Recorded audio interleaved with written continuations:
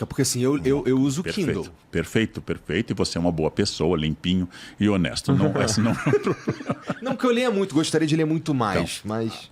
Tente fazer a entrevista, você que é uma pessoa pública e tem grande influência, quem já leu a Ilíada, a Odisseia, a Eneida, os Lusíadas ou Jerusalém Libertada em um meio eletrônico. Porque acontece que o suporte eletrônico não possibilita muito tempo. Por uma questão de luminosidade, de treino do olhar, de cansaço do olhar. Eu uso todos os recursos. Eu caminho pela manhã escutando audiolivros. Para aproveitar o tempo que eu caminho de manhã. Não é o ideal, mas eu quero aproveitar aquele tempo. Isso é coisa de quem está vivendo em 2025 e não consegue parar, hein, professor? Não consegue parar. Eu tenho a Sociedade do Cansaço, né, do Byung-Chul Han. Mas a grande questão é, assim, a leitura do texto, ela exige um ritmo e uma velocidade. Vou pegar o exemplo da Finlândia. Em 2000, a Finlândia praticamente aboliu o caderno, introduziu computadores para a alfabetização. Foi o primeiro país em que as crianças passaram a ser alfabetizadas sem lápis, caneta e borracha. Parece foda num primeiro momento. Que ano você falou? 2000. A partir da primeira década do século XXI, Sério? houve a abolição do caderno na Irlanda. Em 2020, ela proibiu computadores nas 9 séries iniciais do ensino fundamental. Ela percebeu 3 coisas. Diminuição média do QI pela primeira vez no pós-Segunda Guerra. As crianças finlandesas eram mais burras que os pais. E a tradição pós-45 é com alimentação e sociedade democrática e aberta, houve um crescimento da inteligência. Entendi. Segunda questão, incapacidade de ler microexpressões faciais. As crianças não conseguem mais negociar. Entendi. Porque a tela vai ficar. E a terceira é que a tela não respeita o ritmo do aprendizado.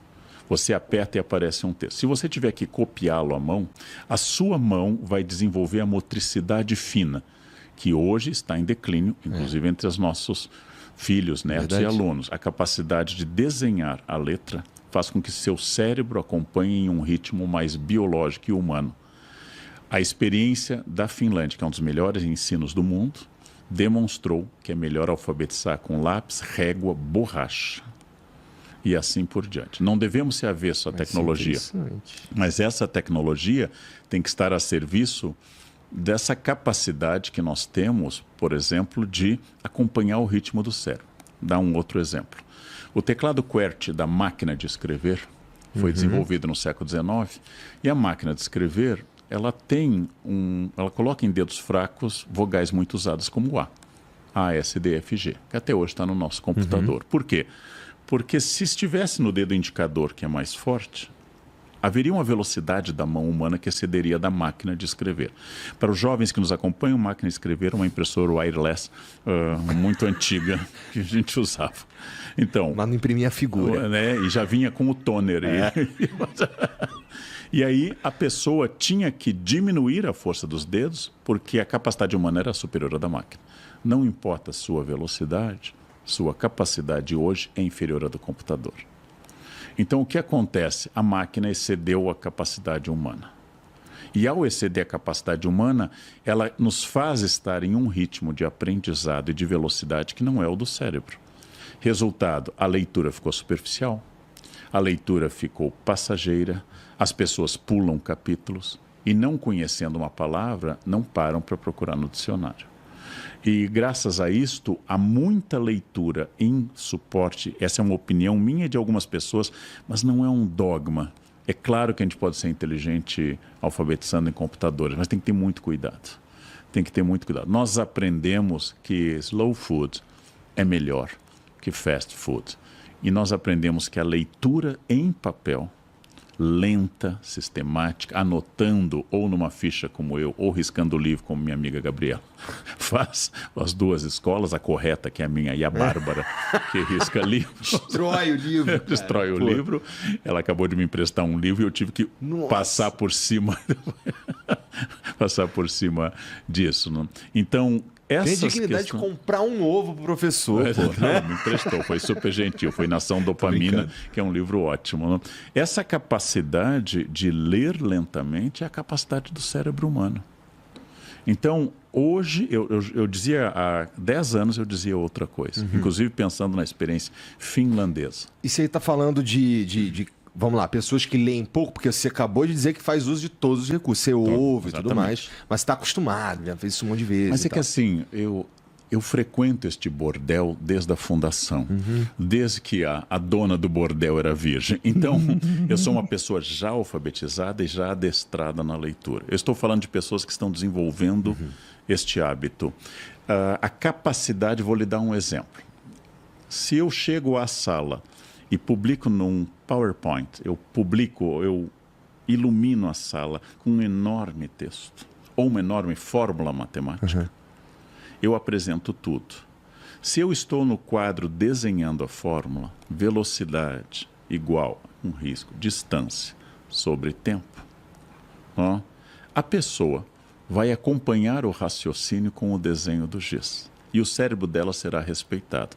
Mas se aparece velocidade igual a distância do tempo e logo em seguida aparece um vídeo mostrando o princípio da segunda lei de Newton e imediatamente a pessoa já aparece uma imagem do Newton e aparece uma cena e eu trago e importo de um site a maçã caindo em Newton, eu sou bombardeado com muitas informações. Então, eu já mudei de opinião sobre isso. Eu aprendi em física que para transformar Gauss centígrados Celsius em Fahrenheit, C sobre 5 igual a F menos 32 sobre 9. Eu sei fazer essa conta.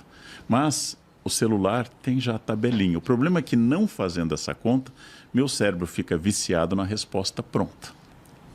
Já fica viciado nisso. Já estamos viciados, na verdade, no lance do rápido. Sim. Isso que você falou do tá lá a informação, tá lá o vídeo, tá lá não sei o quê. Já estamos nessa, que agora já é só passar. Agora os vídeos já estão até repetidos, as coisas já estão vindo de um jeito que a gente tem que estar esperto putz, eu, por exemplo, cuido para as minhas filhas ficarem... já que elas vão assistir vídeos, já que esse é o entretenimento, vamos assistir uns vídeos que pelo menos contam uma história, ou que não é, sei lá, um monte de curiosidade, uma faca cortando alguma coisa. Alguma coisa, pra gente desenvolver alguma coisa. Perfeito. Você quer que ela veja um bom filme, adequado à idade. Esse filme tem que ter início, meio e fim. E isso não pressupõe celular. Assim, alguma pessoa assistiu um grande clássico do cinema. E eu já aprendi com os meus alunos que grandes clássicos são de 2015, 2018. Então, estou falando de Cidadão Kane. Então, assim, grandes clássicos do cinema, bons filmes recentes. E para ver em um celular é muito difícil. Eu agora fui no final de semana passada ver 2 filmes que eu estava atrasado no cinema, fazia tempo que eu não ia. A experiência de sentar no cinema. E, claro, abstrair um pouco que as pessoas têm um ataque de fome galopante e compram baldes de pipoca que abasteceriam áreas de fome por décadas e copos de Guaraná que, se elas desmaiarem, morrem afogadas dentro do copo de Guaraná e comem ruidosamente, mas você vai abstraindo e vai ver. Eu vi 2 filmes que estavam atrasados e que eram muito importantes para mim. Com uns atrasados também. E aí fui ver. A experiência de sentar e ver, ela é muito importante. Quando eu estou em casa com streaming, eu vou interromper, eu vou ao banheiro, eu vou tomar algo, alguém liga. Então, a experiência de imersão é uma experiência diferente disso. Por isso que eu volto a dizer, quando eu mostro trechos, usando uma palavra mais sofisticada, excertos com XC, né? Pequenos recortes, que é o típico, por exemplo, das redes sociais, um trecho de um filme. E este excerto, esse pequeno trecho foi pensado, é a mesma coisa que estudar literatura no ensino médio, que você vai dizer, os Lusíadas são o poema épico mais importante da língua portuguesa. Aí pega as armas e os barões assinalados. Você pega a proposição. E talvez um trecho da Ilha dos Amores. Ou o episódio de Inês de Castro. Mas não muito. E para por aí. Um verso ou 2 versos disso. O que você faz? Você vai dizer desse Frankenstein que você tirou. É importante que o auxiliar do Dr. Frankenstein era o Igor. É verdade, é sempre um Igor.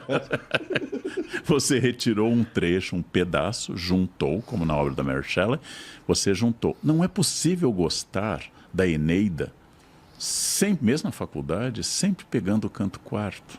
Não é possível. Ou pegando a proposição inicial. Não é possível gostar desses recortes.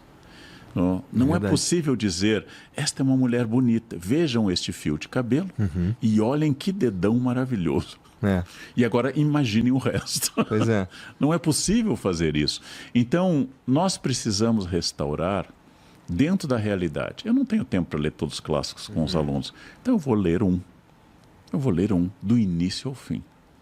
E vamos curti-lo, porra. Ele tem tanta coisa legal. Porque é uma narrativa. É uma narrativa, né? Imaginem interromper o Harry Potter quando ele entra na estação.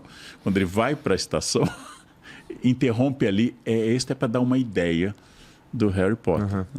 Ou seja, sem trazer toda a sequência. É isso, interrompe antes dele entrar e depois já corta ele para ele colocando o filho dele. Exatamente. Né? Esse é o Harry Potter. Ele enfrentou a magia, a história de um jovem inglês abandonado, que os pais foram mortos pelo Voldemort. Ou seja, agora existe. E no Enem cai isso. Ou a síntese que eu apresento, né? O maior autor em prosa da língua portuguesa é Machado, sem sombra de dúvida. Então, esse é Dom Casmurro, um cara muito chato, bentinho, que se casa com uma vizinha, Capitolina, de apelido Capitu, desconfia de Escobar e fica muito azedo até o fim, não sabe se traiu ou não. Isso é um Twitter sobre um clássico. E aí não tem gosto, não tem prazer, não é possível. É o recorte do recorte. Do recorte. A experiência que nós estamos perdendo é, como eu digo hoje, trazer o aqui e o agora. A minha consciência ao tempo é, ao jantar, jante. Ao ver um filme, veja. Ao estar com amigos, fique. Nós fizemos no podcast Platitudes, nós fizemos uma análise de celulares e eu trouxe à tona a seguinte questão. Eu estou aqui falando sobre vício em celulares, eu estou com o meu celular aberto, virado para mim, Gabriela na minha frente está aberto, virado para ela, a equipe no estúdio está toda com o seu celular, quem está gravando atrás do vidro está com celulares, e na outra sala nós temos auxiliares que estão... Todos no celular. Todos no celular. Estamos falando de vício no celular. É muito doido quando a gente acorda e olha e vê que isso está rolando, né? Tu, caralho, e agora eu faço o quê? Vou voltar pro celular. Mas eu sou meio chato nesse sentido, cara. Eu lido pouco com isso. Eu fiz uma escolha... Que assim, teve uma época que antes de eu fazer o Flow, eu fazia vídeos de jogos. E aí era em casa. Então não era que eu trabalhava... Não era que eu trabalhava em casa. Eu morava no meu trabalho, sabe? Então assim, o tempo inteiro eu tava ligado nisso. Eu acordava ligado nisso. Eu tava o tempo inteiro olhando as coisas e tal. Isso foi me fazendo mal pra cacete, a ponto de cara, eu não quero... Agora eu sou ruim com isso daqui. E aí eu fiquei ruim com isso daqui, então eu esqueço, acaba a bateria, eu vou pros lugares e não levo. Pra mim, foi uma... Bom, por um lado é uma merda, porque eu fico difícil de comunicar, mas por outro lado eu sinto uma paz, assim, que é... A falta da neurose da notificação. Não tenho essa mais, graças a Deus, sabe? Então me ajudou, assim, ficar longe do celular. Mas você mencionou antes aí a educação da Finlândia e o experimento que eles fizeram. E um pouco, lá no começo a gente falou também sobre educação no Brasil, a educação de uma forma geral, que é defasada, né?